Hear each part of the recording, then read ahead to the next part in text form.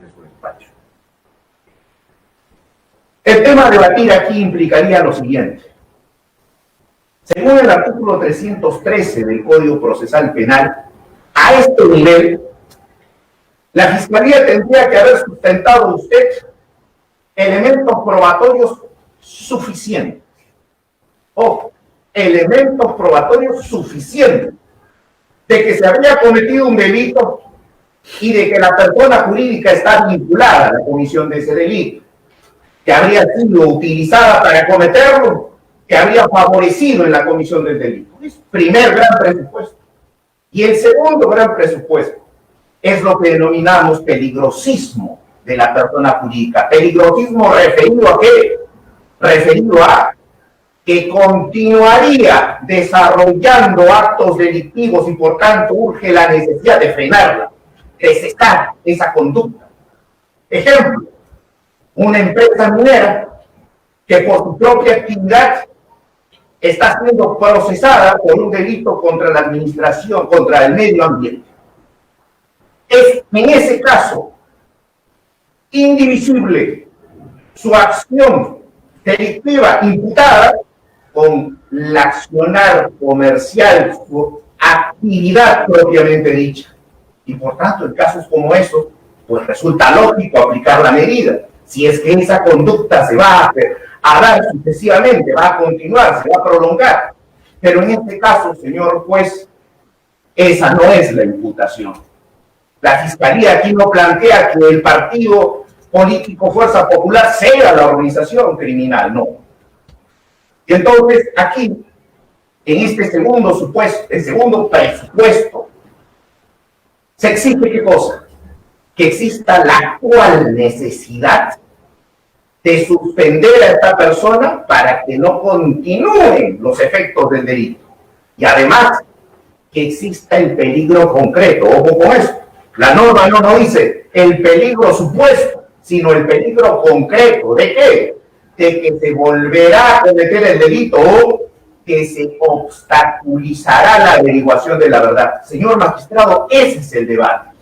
Ese es el debate. En la relación del Ministerio Público lo que hemos escuchado es más de lo mismo, y lo decimos con todo respeto, pero hemos escuchado más de lo mismo. Parecía que estuviéramos en una audiencia de prisión preventiva contra los procesados, y no. Estamos aquí para escuchar, llegamos aquí para escuchar a ver qué cosa nos decía respecto al mal uso del partido político Fuerza Popular, respecto a cómo se instrumentalizó el partido para cometer el delito. Señor magistrado, y eso es lo que no hemos escuchado. El señor fiscal ha citado durante su alegato, precisando siempre, ojo, que no lo dice el Ministerio Público, sino que ya lo dicen los señores jueces, diversas sentencias, diversas resoluciones. Yo cito una. Incidente 36, resolución del 30 de abril del 2020, emitida por la Segunda Sala Penal de Apelaciones, que en este caso revocó la prisión preventiva y reformándola, liberó a los procesados. ¿Qué dice? Página 41. El decurso del tiempo, que no solo había consolidado la imputación y habría incrementado el riesgo de fuga, fue uno de los sustentos empleados para evidenciar peligrosismo en ese caso. De los procesados, doctor. Ahí no se resolvió solo una prisión preventiva. Preciso. El colegiado infiere lo contrario, ya que al no haberse postulado el requerimiento acusatorio, pese a transcurrir casi 18 meses desde que se citó la primera prisión preventiva, la sospecha fuerte en la imputación efectuada en aquella oportunidad se habría ido diluyendo, lo cual implicaría una disminución del peligrosismo procesal. ¿Esto por qué lo cito? Porque este primer gran presupuesto que procedemos a abordar para la suspensión temporal de la persona jurídica exige elementos probatorios suficientes. El señor fiscal, incorrectamente, ha tratado de decir, ojo, señor juez, no lo tome como que se requiere una gran medida, la medida no es gravosa, la sospecha no debe ser tan fuerte. Falso. El código es claro, elementos probatorios suficientes. ¿Y qué cosa nos dice el Código Procesal al respecto?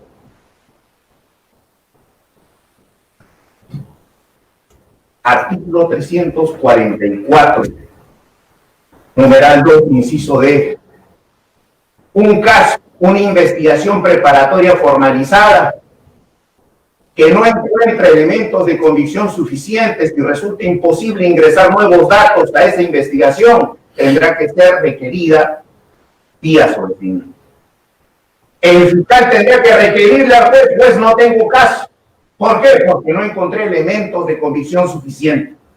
¿Y qué cosa nos dice la sentencia plenaria casatoria 1-2007 y el acuerdo plenario 2-2012 cuando evalúa los niveles de sospecha y sobre todo cuando desarrolla la sospecha suficiente? La sospecha suficiente es aquella que se requiere ¿para qué?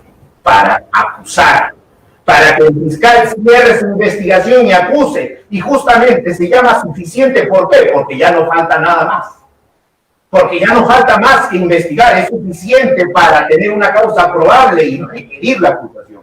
Señor magistrado, ¿estamos en ese nivel? No. Más de 3 años de investigación y a la fecha no hay acusación. El plazo de investigación todavía va hasta el 2021. No hay pericia, es un caso de lavado de activos, señor magistrado, sin pericia, basado en dichos, basado en testigos de referencia, sin pericia. Faltará todavía un tiempo para él. Entonces la pregunta es, ¿tenemos hoy elementos de convicción suficiente, material probatorio suficiente? La respuesta es clara, no los hay. Hay elementos que generan sospechas, sí, pero no a ese nivel. ¿Y por qué la norma exige esto? ¿Por qué el 313 lo que exige es que existan elementos de convicción suficientes? Porque no podemos equiparar, no podemos comparar esta medida con cualquier otra medida de coerción real aplicada a personas jurídicas o a personas naturales. En este caso, ¿qué implicaría que se dicte una medida de suspensión de actividades políticas contra un partido en pleno proceso electoral? ¿Qué significaría? Que no se inscriba, que no participe, que no se le permita a sus afiliados candidatear, ser elegidos, ejercer su derecho a ser electos, y a las personas adeptas a este grupo político, elegirlos. La pregunta es, ¿para un partido político y sus afiliados, acaso esto no es grave? Por supuesto que sí. ¿Dónde está que no es grave? Por tanto, en este caso, señor magistrado, ni siquiera se cumple ese primer presupuesto. No hay elementos de convicción, elementos probatorios suficientes como lo exige la norma. La norma ahí no da lugar a interpretación. ¿Y esto por qué? Tengo que justificar. ¿Por qué a la fecha este caso todavía no tiene elementos de convicción suficientes? Porque lamentablemente la visión de la Fiscalía empieza desde un punto que no es el relevante para este caso. ¿Cuáles son los puntos de inicio para su imputación y para la generación de sospecha? Las campañas políticas, 2011-2016. Segundo punto, en esas campañas ingresó dinero al partido a través de aportantes simulados. Hay un señor que en el 2011 participó, el señor Jorge Yoshiyama Sasaki, que dice que su tío le entregó $800,000 y que luego su tío le dijo, esta plata es de Odebrecht. Y a partir de ahí se genera toda una sospecha de que ese dinero sería ilícito. Señor magistrado, esta defensa ha asumido hace unas semanas este caso. Y lo que he podido verificar de manera muy grave es que en las declaraciones que se utilizan justamente para sustentar sospecha, como son la de Marcelo Odebrecht, no se citan los aspectos relevantes. Aspectos relevantes como cuáles. Por ejemplo, en su declaración, que es la que está en el anexo 10 del requerimiento, folio 539, se le pregunta.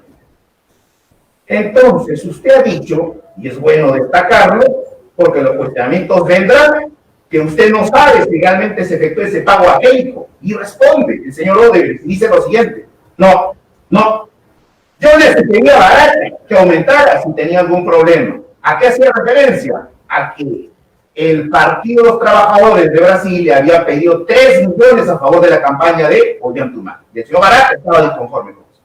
Y dice: no recuerdo ni si hablé con él específicamente de 500.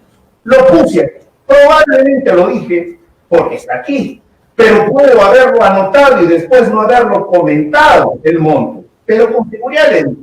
Y no sé si hubo la necesidad o no de que lo hiciera, no lo sé. La pregunta es, el señor Marcelo Odebrecht asegura que de fuente ilícita, dinero producto de corrupción, producto de actos de lavado, se dio dinero a la campaña del partido político Fuerza 2011 aquel entonces. No lo asegura. Da esta relación. Y claro, remite al señor Jorge Barata, y el señor Jorge Barata lo que señala ante la pregunta de si puede precisar de dónde salía ese dinero, es que no puede precisar, no puede identificarlo, no puede precisar si son aportes ilícitos, si es dinero proveniente de actividades delictivas, es lavado. Y cuando se le pregunta, porque por ahí también va el planteamiento hipotético de la Fiscalía, y se le pregunta, entonces, y justo el señor fiscal, José Domingo Pérez, pregunta: ¿usted con estos aportes buscaba ser contratado por quien ganara las elecciones? ¿Qué responde el señor Barata? El contrato era una pretensión que no existía.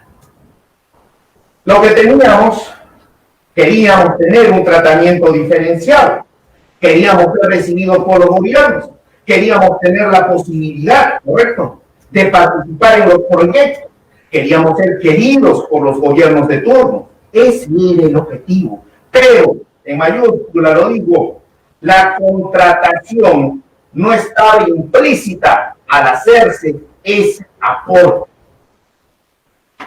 ¿Dónde está lo ilícito? No se precisa el origen delictivo de esos fondos. Y no basta con que se diga, viene de la caja 2, no, pero porque en la caja 2 confluían diversos tipos de aportes. Más aún, la inferencia tendría que ser desbaratada si es que entendemos que el tipo penal exige que quien recibe, que fuera cierta la hipótesis fiscal, quien recibe estos dineros tendría que haber tenido conocimiento de su origen ilícito. Pero si quien supuestamente lo daban ni siquiera sabía cuál era la fuente delictiva. Señor magistrado, por tanto, siendo lo crucial definir el origen delictivo, no tenemos aún una acusación, porque estamos aún en marcha, estamos aún en investigación, en indagación, se están citando aún declaraciones, por tanto no hay elementos hoy, elementos de convicción probatorio suficientes que justifiquen esta medida. Aún falta mucho por hacer y seguramente así ocurrirá. Los señores fiscales anuncian cada cierto tiempo que la investigación va a acabar, que está por concluir, y no es que lo diga de manera irresponsable. Existen en los medios de comunicación diversas notas de prensa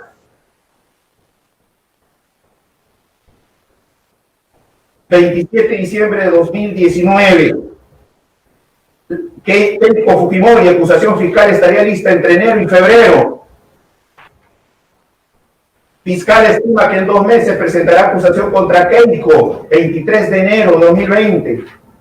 En abril se presentará acusación contra Keiko, 27 de enero de 2020. Investigación a Keiko Fujimori estaría culminando en noviembre o diciembre, afirma Rafael Vela, Diario Gestión, 1 de octubre de 2020. Señor magistrado, No podemos entender que hoy hay elementos de comisión suficiente que vinculan no a las personas, porque no es esta la audiencia para ello, sino al partido político con la comisión de ese delito o con el favorecimiento para ese delito. No hay elementos de convicción suficientes. Hay datos de sospecha que han generado la investigación, pero por supuesto que sí, pero no llegan a ese nivel de sospecha suficiente que exige este presupuesto. El señor fiscal no ha señalado en su alegación diversos aspectos que sí constan en el requerimiento, que justamente me veo obligado a cuestionar y a absolver, porque eso es parte de la fundamentación de su pedido. Y uno de los primeros planteamientos que sustenta el señor fiscal es que en el presente caso está acreditada la fuente ilícita de los aportes y cita la caja 2 de oro. Señor magistrado, quedó en un pendiente saber el contenido, la documentación de los famosos servidores de Odebrecht, que al final, hasta ahora no tenemos esa información. Supuestamente ahí iba a estar perfectamente establecido la secuencia de salida del dinero para poder sustentar esto y el origen de esos fondos, pero no tenemos eso. Y simplemente por una presunción, por una hipótesis incriminatoria, se atribuye que todo lo que está en la caja 2 es ilícito, siendo que los propios Odebrecht y Barata no pueden precisar que de esta fuente delictiva salieron los dineros para los aportes, si es que esa fuera la hipótesis acreditada, que hasta ahora no lo es tampoco. Asimismo, el señor fiscal, en su requerimiento, cito el punto exacto para hacer el seguimiento, en el punto 5.1.3.14, dice algo, perdón, 5.1.3.22, dice lo siguiente: el caso del corredor interoceánico, 600 millones a favor de Odebrecht, y lo coloca como parte de la imputación, como parte de la evidencia de que se instrumentalizó el partido político para beneficiar a esta empresa. Señor magistrado, para no entrar en mucho detalle, se indica que Keiko Fujimori votó a favor de esa decisión y que terminó favoreciendo el pago a Odebrecht de 600 millones y que continuara con el proyecto. Esa sesión no registra asistencia de Keiko Fujimori. Esa sesión, que fue en su momento cuestionada por el señor Renzo Reyardo, a quien la Fiscalía cita para ver qué cuestionaba, qué dato irregular hubo en esa votación,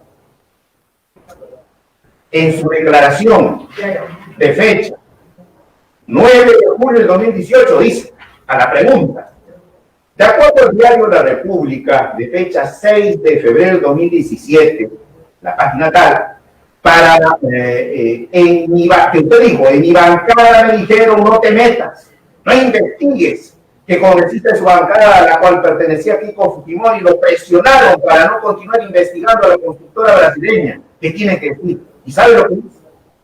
Si bien es cierto esa entrevista inicialmente efectuada por el diario El Comercio, también es cierto que en posteriores declaraciones he manifestado que no puedo probar ni ratificar lo publicado por el diario La República.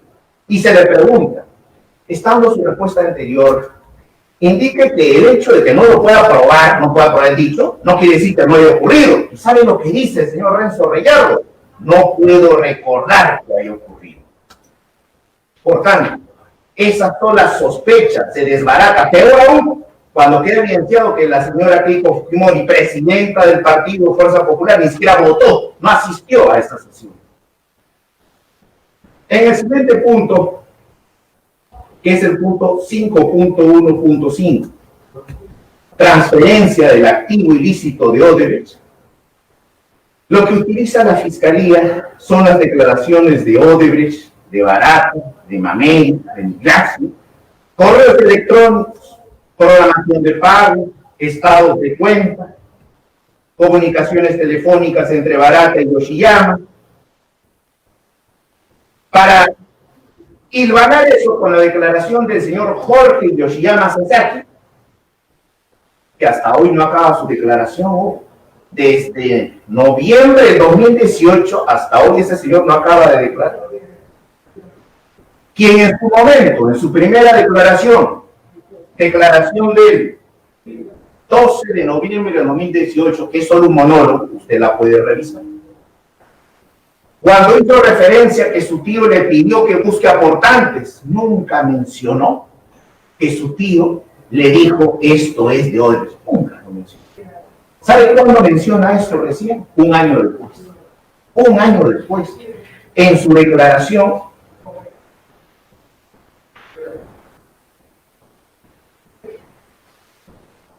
del 4 de noviembre del 2019. Un año después, ese dato tan relevante, tan importante, cuando según sus palabras, me enteré de toda la verdad. Mi tío me dijo que esta plata era de Odebrecht y que Keiko Fujimori le dijo que no dijera nada, que negara todo. Un año después, cuando ese dato supuestamente lo conoció, ¿cuándo? En el 2015. Un año después de que declaró por primera vez, empieza a dar esa información. Coincidencias, en plenos trámites, en pleno procedimiento de medidas coercitivas. ¿Qué coincidencia? Y ese testigo tan importante, bueno, no testigo porque es procesado, tan importante, hasta hoy no termina de declarar, imagínense, hasta hoy. Por tanto, este testigo, que al inicio dijo nada y que luego progresivamente ha ido añadiendo, alterando sus dichos, no puede generarnos credibilidad justamente por eso, porque empieza a declarar después de los requerimientos de prisión preventiva, los primeros requerimientos de prisión preventiva, a partir de ahí. Por tanto, no podemos tomar esa declaración como espontánea y no podemos entender cómo es que esa fuente de información que es tan importante, tan relevante para la Fiscalía, no se termina de agotar. En una semana no se le toman todas sus declaraciones para tener toda la información y diseñar la ruta. No, lamentablemente este testigo, esta persona, esta fuente de información va dando información, datos de a poco, según la coyuntura de la investigación. Por tanto, no puede ser un elemento a tomar en cuenta. Punto 5.1.6 respecto al ingreso del activo ilícito al partido Fuerza Popular 2011 en la campaña 2011. Lo que se utiliza aquí es lo mismo. Declaración del señor Yoshiyama Sasaki, declaración de Odebrecht, declaración de Barata, lo mismo. Y esto es lo que nos sorprende. En el requerimiento original, en el punto 5.1.7, cuando se habla del ingreso ilícito de activos al partido político Fuerza Popular en la campaña 2016, textualmente, la Fiscalía dice lo siguiente, señor magistrado. Durante la campaña 2016, también se había ingresado dinero de procedencia ilícita al partido Fuerza Popular, en forma de aportes legitimados con falsos aportantes captados por Jorge Yoshiyama Sasaki a través de Miguel Castro Grande. Además del factor Yoshiyama, existen otros testigos que nos advierten de la existencia de dinero de procedencia ilícita. Presumimos al que se trató de dar apariencia de legalidad empleando para ello al partido político. ¿De quiénes habla y de qué dinero ilícito, de qué fuente ilícita está hablando? Señor magistrado, los empresarios, como el señor Gubins, que ha ido a declarar,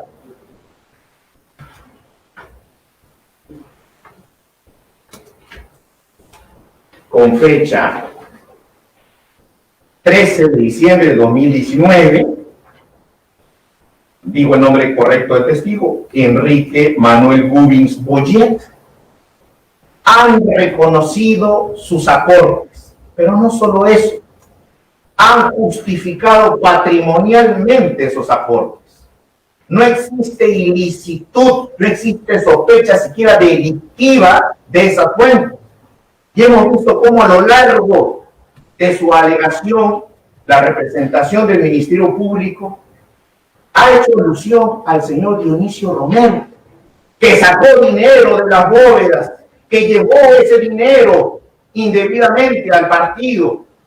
Señor magistrado, aquí hay que pensar algo. El señor Dionisio Romero, al igual que los demás empresarios que han aportado a la campaña, no están hoy procesados. Porque si esa tesis se consolidara, pues hoy tendríamos a estos empresarios, estos banqueros que aportaron 2011, 2016, los tendríamos hoy procesados. Pero no. Entonces, ¿de dónde proviene la ilicitud a la que presume el señor fiscal? Solo viene de su hipótesis, de su planteamiento presuntivo. No podemos admitir que esto esté configurado de manera suficiente para los fines de esta medida. Y se cita la declaración del señor Dionisio Romero, de noviembre de 2019, de Martín Pérez Monteverde, de noviembre de 2019, de Rómulo Peñaranda Castañeda, de 30 de diciembre de 2019. Señor magistrado, todos estos empresarios reconocen aportes y además justifican patrimonio legal.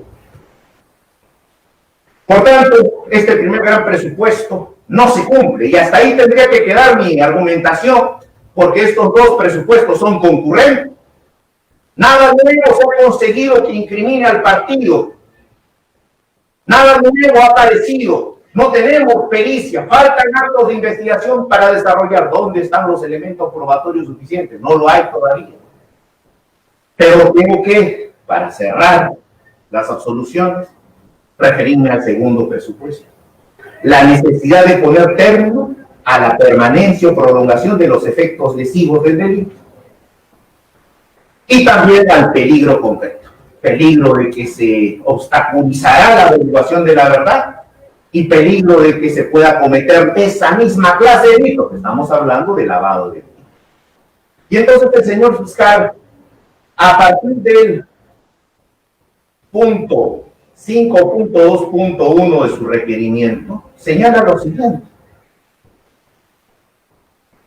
El partido político Fuerza Popular habría inobservado la ley de partidos políticos.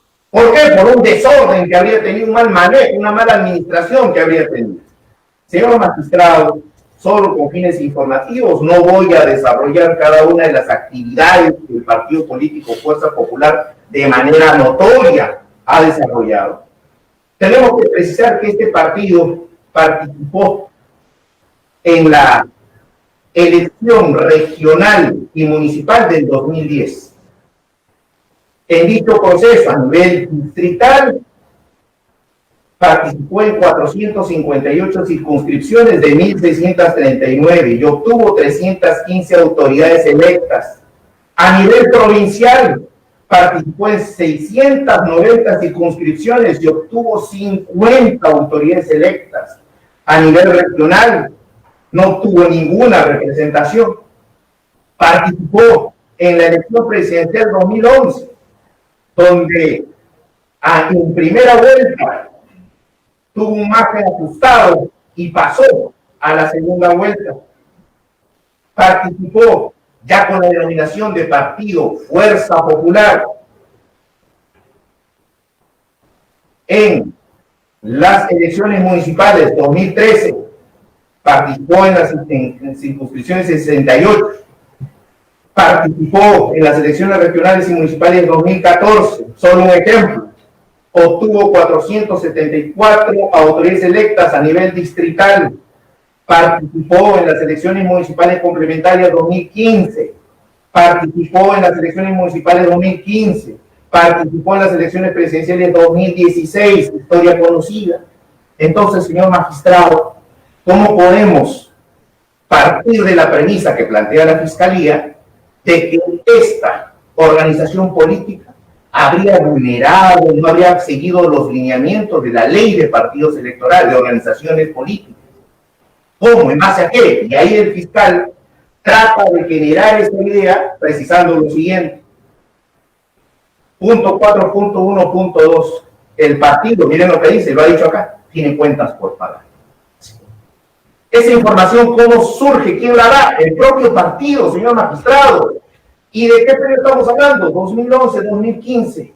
¿Tiene cuentas por pagar? Sí, tiene cuentas por pagar. Eso genera la posibilidad de que cometa de nuevo lavado de activos, o sea, por ser deudor, eso sería perjuicioso. Puntos 4.1.3. Hay proveedores que no presentan comprobantes de pago o documentos que sustenten la prestación de sus servicios, y esto tiene una simple explicación. Esta información, ¿quién la proporciona siempre? El propio partido. Se cuestiona que en estas declaraciones no se haya pensado el comprobante que genere certeza de los gastos y que solo se haya consignado el término válido. Bueno, esto es tan irrelevante, señor magistrado, que no fue nunca cuestionado, no se abrió un procedimiento administrativo por parte de OMPE en relación a esa información. Pues son errores usuales en el rendimiento de cuentas a nivel electoral. Y acá hay algo grave. 4.1.4. El partido político Fuerza Popular declaró contrataciones inexistentes y cita un caso, dice contrataciones inexistentes, pero cita un caso. El caso de Gilmer Trujillo Segarra. Se le pagó 72,000 soles. Señor magistrado, ¿usted sabe quién es Gilmer Trujillo? No es un proveedor. No es alguien a quien se contrató, es un candidato. Lamentablemente la Fiscalía analiza mal la documentación y cree que es un contrato, lo que es una simple declaración de gastos. ¿Y quién hace esa declaración de gastos? El candidato. El candidato de su peculio gasta. Y él informa al partido y dice, gasté tanto. Eso el señor fiscal lo toma como que es una contratación del partido de este señor como si fuera un proveedor. Falso. 4.1.5. El partido declaró personas naturales y una jurídica que no reconocen aportes. Es un hecho no negado. El mismo fiscal dice, aquí la defensa va a decir que son aportes simulados. Sí, esa es la tesis de la defensa. Han sido aportantes simulados. Respecto a que el partido ha utilizado personas mayores de 60 años, no dice que son personas mayores que de las que se aprovechó para hacer aportes falsos. No, son aportantes verdaderos. Solo que el señor fiscal dice, no, pero como son de tanta edad, el partido se aprovecha para que ellos sean aportantes y tengan responsabilidad restringida. ¿De dónde sale esa idea? Eso es un criterio prejuicioso que se hace. 4.1.7. Existen testigos que aportaron fondos ilícitos y cita, señor magistrado, dice testigos, pero solo cita uno. El señor Guillermo Palomino Bonilla. ¿Y sabe lo que dice? Este señor, el aporte que había dado en la campaña 2011 y 2016 sería ilícito. ¿Por qué? Porque habría estado vinculado a una offshore y esa offshore había estado vinculada a un estudio jurídico vinculado a Odebrecht. Fuente, una sentencia, no. Una acusación, no. Fuente, convoca.p. Es decir, bajo una nota periodística, el señor fiscal infiere de que estos fondos que aportó esta persona, cuyo nombre salió en una nota periodística, ya sí. Esa es la inferencia a la que hace. Respecto a las observaciones de reportes entregados de ingresos y gastos, punto 4.1.8. Aquí no me voy a detener porque son muchos entregables a nivel de primera vuelta, segunda vuelta. Estos entregables, ¿qué cosas son? Son las rendiciones que OMPE exige a los partidos políticos. Entonces, OMPE determina un calendario, 15 días, 30 días, y cada periodo de tiempo el partido está obligado a rendir, ¿qué cosa? Sus ingresos y sus gastos, a OMPE. Y entonces uno de los grandes cuestionamientos que hay en el desarrollo del requerimiento fiscal es que los ingresos, o en algunos casos los gastos, que debieron ser entregados, precisados, informados en el primer entregable, se hicieron en uno posterior. Señor magistrado, primero, esta información se la da el propio partido a OMPE. Y esta situación es perfectamente regular. ¿Por qué?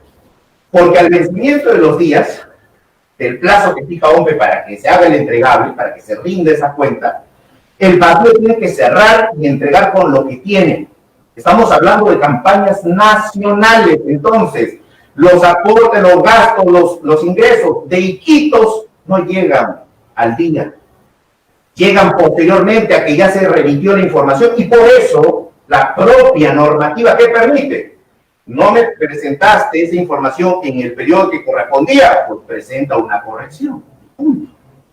Tanto es así, señor, pues, que por estos entregables hechos fuera de tiempo en relación al contenido, no ha habido ninguna sanción para el partido político Fuerza Popular. Ninguna. Y queda aclarado, por tanto, esto que para el señor fiscal es sospechoso.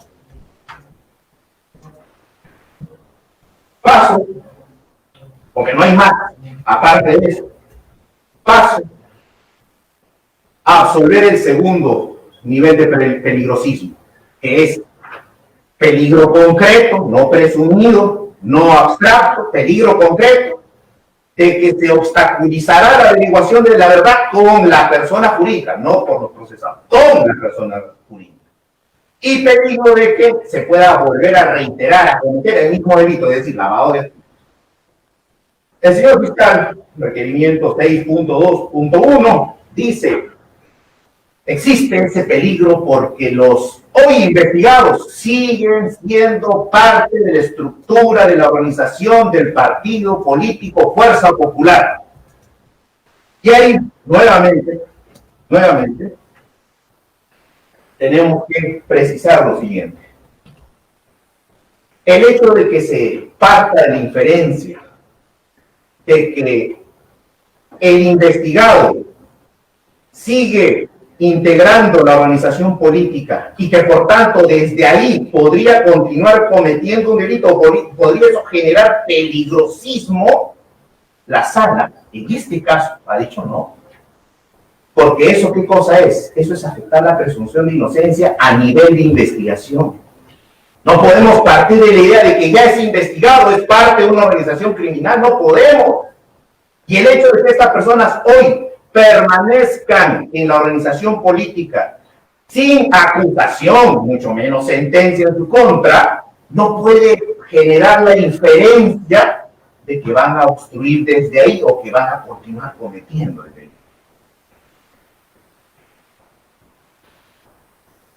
Punto 4.2.2 del requerimiento. Los representantes legales del partido político han ocultado información y nos cita el caso que comentó en su alegato el señor fiscal, que es que en una diligencia se encontró dos documentos periciales, uno sin firma y otro completo, con firmas, con contenido, dirigido a la 26 Fiscalía. Señor juez, ¿sabe de qué fecha son esos documentos? 2016. 2016.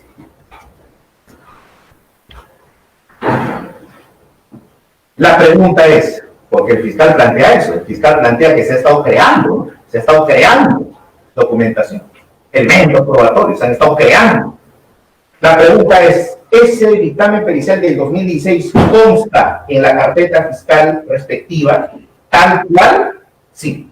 ¿Está alterado, adecuado, modificado? No. Entonces, ¿dónde está la modificación? ¿Dónde está la perturbación?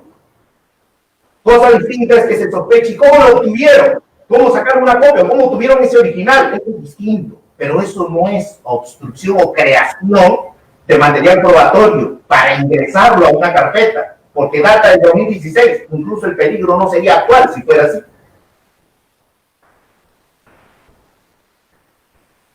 Punto 4.2.4.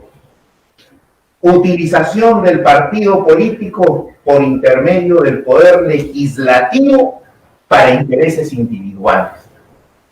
Justamente por este gran punto es el planteamiento que he hecho inicialmente, señor.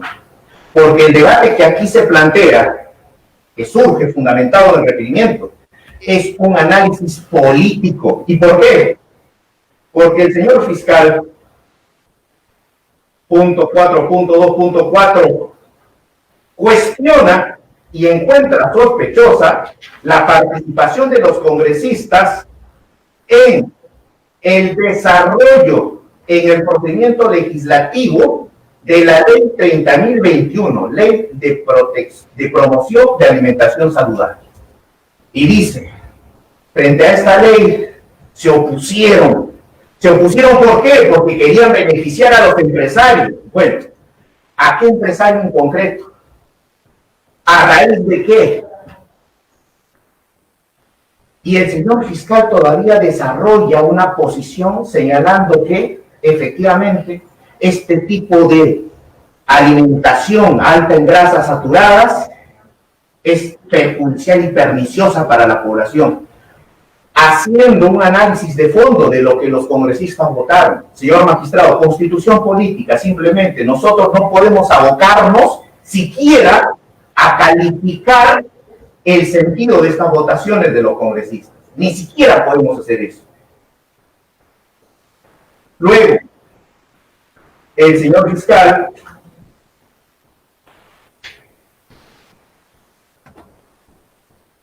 ¿cómo con tiempo? Ya. El señor fiscal utiliza 4.2 el debate sobre la reglamentación de la Ley 30.021. Señor magistrado, esto es sorprendente. Mire a nivel extremo de debate inapropiado al que vamos a someter. ¿Por qué?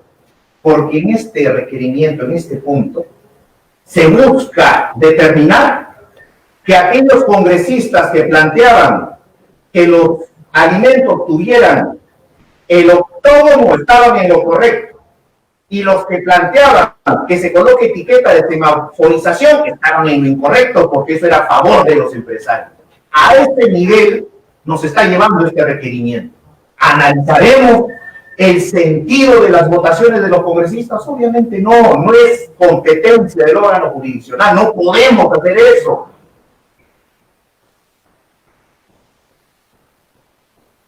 Siguiente punto, lo ha mencionado el señor fiscal, la ley que incorporó, que tipificó el delito de financiamiento prohibido de organizaciones políticas.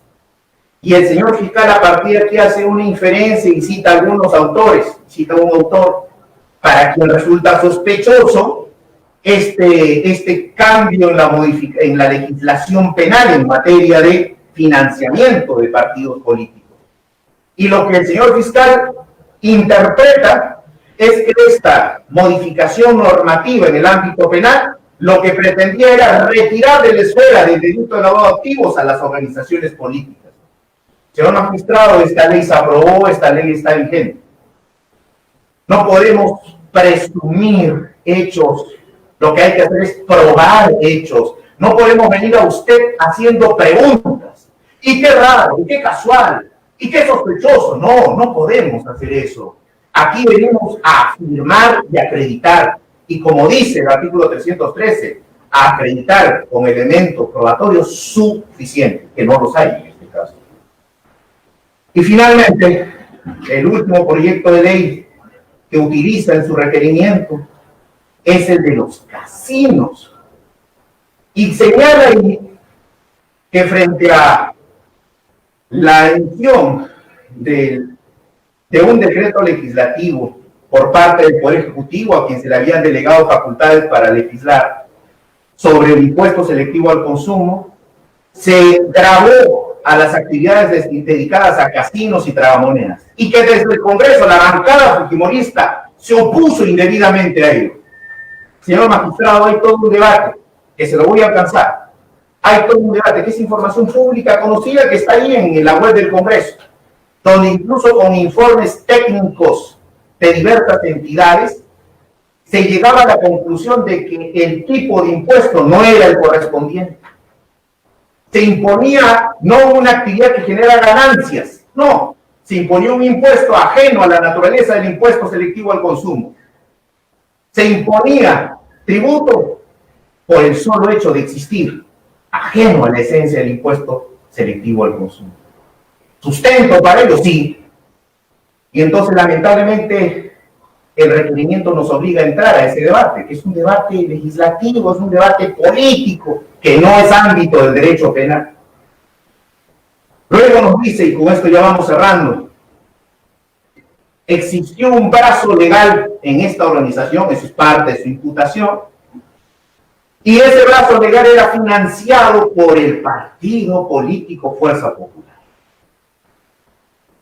Y utiliza una relación contractual abierta, clara, pública, donde se emitían facturas, donde se declaraba ante SUNAT, que era la relación del partido con el estudio Oreguardia, que data del 2015 hasta diciembre del 2017, para decir, acá están las facturas, con eso le pagaban para que instruyan, amenacen, orienten a mentir a los falsos aportantes. Esa es la inferencia que desarrolla.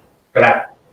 Inferencia que desarrolla a partir de la declaración del señor Jorge Yoshiyama Sasaki, quien incluso en muchas de sus declaraciones respecto a testigos puntuales, reconoce que él era quien los llevaba a determinados abogados, señalaba que él directamente acordaba con el testigo que cambien de versión cuando los abogados ni siquiera habían intervenido.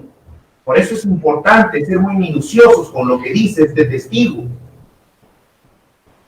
Los abogados involucrados, el abogado Eduardo García, Lorena Gamero, la propia Juliana Loza, han negado esto.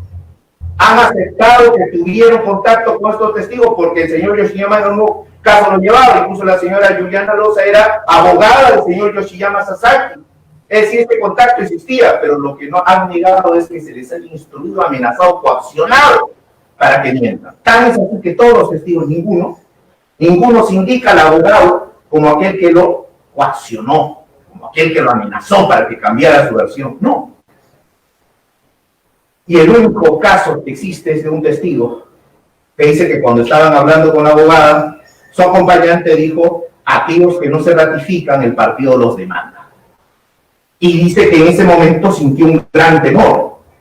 Esa es una amenaza eficaz como para hacer que una persona haga algo que no quiere hacer. No, pero eso es lo que se usa en este caso.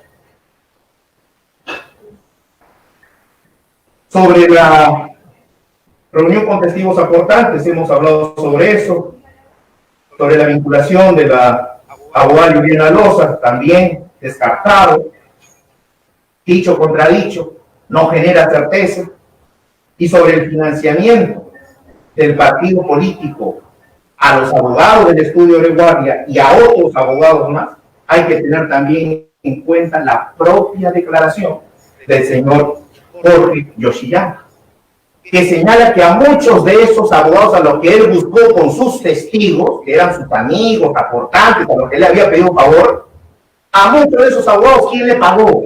El propio señor Jorge Yoshiyama Sasaki, no el partido. Por favor, revisemos la declaración. Señor magistrado, en base a todo lo dicho, ratificamos nuestra posición. Mi primera posición es que la medida de suspensión temporal de actividades políticas no está pidiendo de actividades contables, financieras, administrativas, no. Está hablando, el señor fiscal pide que a este partido político lo suspendamos y que no entre en la actividad política. Eso es lo que está pidiendo. No es procedente para esta judicatura. No es competencia de la justicia ordinaria, sino que hay una justicia electoral que por mandato de una ley especial es la exclusivamente competente para eso. Esa es nuestra posición. Y en segundo término, absolviendo lo que el señor fiscal ha planteado, no se reúnen los dos presupuestos que exige la norma para eso. No hay elementos de pruebas suficientes que hoy permitan justificar una acusación y pasar a funcionar, y además tampoco hay peligro concreto de que se seguirá cometiendo un delito o de que se obstruirá. Todos los actos de obstrucción que planteó el fiscal son los mismos actos que se han visto en otras audiencias. ¿Dónde está el peligro latente y futuro? En el caso incluso de la posibilidad de que a través hoy de la persona jurídica se siga cometiendo delito de lavado activo. Señor, si ya tenemos la ley que prohíbe el financiamiento de organizaciones políticas, ya tenemos esa ley, cosa que no había en el 2011, no había en el 2016. Hoy tenemos candados, hoy la persona jurídica, partido político, fuerza popular, hoy mismo puede sufrir un allanamiento y listo. Se confabuló cualquier actividad, presunta actividad criminal. Hoy este partido está más fiscalizado que nunca. Todos los ojos de SUNAT, del Tribunal Nacional de Elecciones, OMPE, Fiscalía, todos están sobre él. Entonces, ¿qué riesgo concreto hay de que se vuelva a repetir la conducta imputada, que es esta? Recibir dinero ilícito y a través de falsos aportantes ingresarlo. ¿Qué riesgo hay? Ninguno, señor magistrado. Y tanto es así, con esto concluyo, que desde que se incorporó a esta persona jurídica al proceso, que es algo válido, desde que se presentó el requerimiento urgente de suspensión temporal, 22 de julio, hasta hoy, 30 de noviembre, no ha habido un acto reiterativo delictivo, no ha habido un acto obstruccionista, no ha habido un acto que entorpezca el esclarecimiento de la verdad. Y por el contrario, están pendientes de desarrollar diversos actos de investigación. Por el contrario, esta parte procesal incluso ha presentado una tutela ante usted, porque no se permite a nuestros peritos visualizar, estar presentes en el desarrollo de la elaboración de la pericia oficial. Entonces, señor magistrado, nuestro planteamiento es que primero se declare improcedente, y esto no es así, que se declare infundado el requerimiento planteado por la representación del Ministerio Público. Gracias.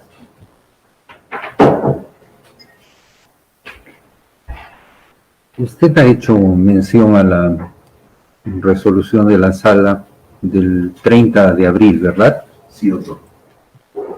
Justo una mención tuvo el señor fiscal respecto a esa resolución sobre el primer presupuesto de las medidas cautelares. Y no le he escuchado manifestar, al contrario. Usted continúa rebatiendo esos fundados y graves elementos de convicción, haciendo una mención a esa resolución, le repito,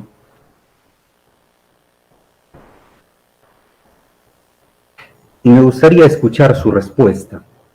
En la página número 38, en el numeral 4.2.16, la sala dice: no es un dato menor a tomar en cuenta que en oportunidad anterior, a propósito del mismo requerimiento fiscal de prisión preventiva de fecha 18 de octubre del 2018, no obstante la decisión del Tribunal Constitucional del 25 de noviembre del 2019 de anular las resoluciones y ejecutoria suprema que estimaron tal requerimiento, los magistrados de las tres instancias del Poder Judicial, incluida la Corte Suprema, coincidieron al admitir que para el presente caso, y hago un paréntesis, estamos hablando de este caso, no estamos hablando de otro caso, doctor Salas, de este caso, dice, para el presente caso, sí concurría el primer presupuesto material previsto en el artículo 268 del CPP, o sea, Código Procesal Penal, con lo cual concuerda este nuevo colegiado superior. O sea, el primer presupuesto del artículo 268, que si no me equivoco yo, es fundados y graves elementos de convicción. Sobre eso, doctor, no le he escuchado decir nada, al contrario, su alegación ha sido de negar este primer presupuesto de la medida cautelar. Sobre ello, doctor. ¿Cómo no, doctor? Primero, es innegable que las diversas instancias del juzgado, de la sala, superior, apelaciones, suprema, en este incidente han llegado a esa conclusión, es innegable. Pero a nivel de medidas coercitivas, las decisiones siempre hay que entenderlas como, bajo el principio de provisionalidad. La decisión de una prisión preventiva de hace 3 meses, hoy puede variar. Es decir, las conclusiones que un juzgado o una sala pueden tener respecto a que en este momento en el que se debate una prisión preventiva, por ejemplo, sí pueden existir graves elementos de convicción, no determina probanza de hechos. No. En ese momento sí hay grave sospecha, perfecto. Pero, ¿cuántos meses han pasado? Y esa sospecha no se incrementaron. Se quedó en sospecha grave. Y hoy, ¿qué? ¿Seguimos en sospecha grave? Ya llegamos al nivel de sospecha suficiente que se exige para la acusación. Ese es mi planteamiento, doctor. No se ha llegado a ese nivel. Y ese nivel de sospecha suficiente, basado en elementos probatorios suficientes, es el que exige el artículo 333 para la medida de suspensión. Usted me dijo, citando el artículo 344, que se necesitaba sospecha suficiente. De acuerdo a lo que ha establecido la Corte Suprema, no este despacho, la Corte Suprema. Para una investigación preliminar, sospecha inicial simple. Para una investigación preparatoria, un nivel más alto de sospecha, usted lo sabe. Revelado. Ya. Luego, no viene una sospecha suficiente en la acusación. Y más arriba está todavía sobre la prisión preventiva, sospecha fuerte, o sea, fundados y graves elementos de convicción, encima de la sospecha suficiente. O sea, los jueces del Poder Judicial habrían determinado, conforme señala esta resolución, o sea, en sus diferentes instancias en aquella oportunidad, y dicen los señores jueces en esta resolución, con lo cual concuerda este nuevo colegiado superior, o sea, fundados y graves elementos de convicción. Entonces, una sospecha reveladora, dice, para la disposición de formalización de la investigación. Entonces, ¿cuál es su respuesta ante ello, doctor? Bueno, que aceptar ese criterio sería un error. ¿Por qué? Porque bajo ese criterio jamás podríamos dictar prisión preventiva frente a una formalización, a un nivel de formalización. Tendríamos que esperar a que recién se acuse para recién ver si el nivel de sospecha es tan grave o mayor para determinar la prisión. Eso sería un absurdo. En este caso, la norma procesal, el Código Procesal Penal en su desarrollo es muy claro. Sospecha inicial, duda absoluta, recién llega la noticia crimen, el fiscal abre diligencias preliminares, identifico mis diligencias preliminares al sujeto, encuentro datos reveladores, formalizo. Si en mi formalización no encontré elementos de convicción suficientes que me permitan causa probable para acusar y pasar a juicio con pruebas suficientes para condena, pues ahí es donde se me exige el nivel de sospecha suficiente. Yo no podría interpretar que más allá de la sospecha suficiente hay otro nivel mayor. Ese es un error con el que personalmente creo. Entonces no podríamos entender así la figura de la prisión preventiva. Entonces todas las prisiones preventivas dictadas en investigación preparatoria, ¿qué? ¿Fueron por ese criterio? Sería un absurdo pensar así. Justamente la prisión es para asegurar la permanente y normal desarrollo de la investigación. No es para después de la acusación. Sobre el tema, señor fiscal. Señor magistrado, se ha dado cuenta del fundamento 4.216, lo cual, como ya el Ministerio Público ha presentado, es el antecedente que puede ser materia de observación por parte de Lina Burgada.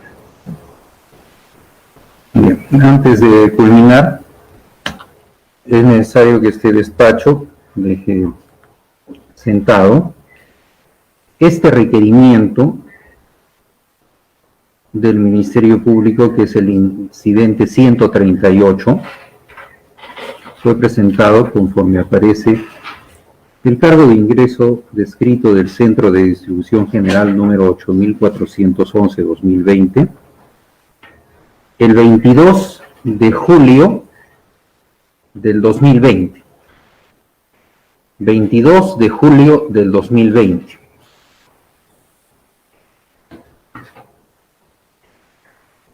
La superior sala, a fines de octubre del 2020, había devuelto la última recusación que se había interpuesto en contra de este despacho. Entonces, ello motivó a que este despacho señalara día y hora para esta audiencia. Reitero, es un pedido del Ministerio Público, requerimiento del Ministerio Público del 22 de julio del 2020.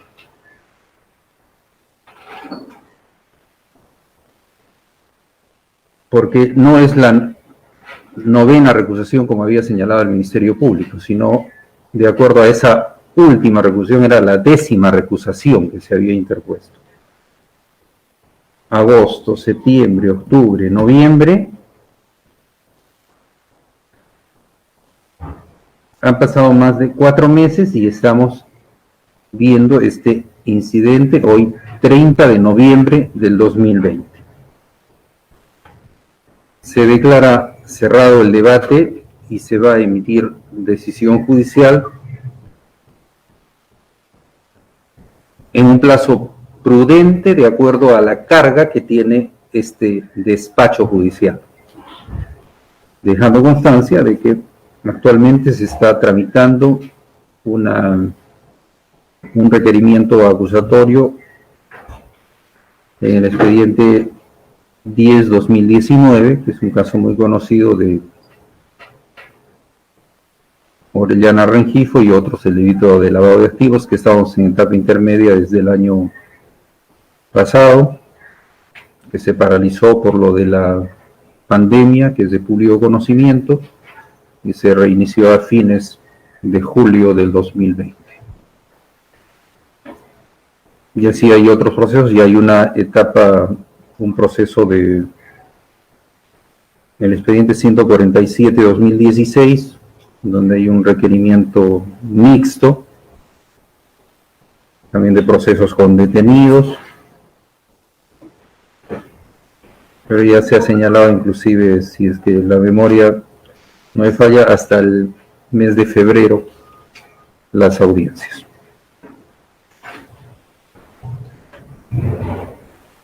Concluye esta audiencia siendo las 12 horas con 44 minutos.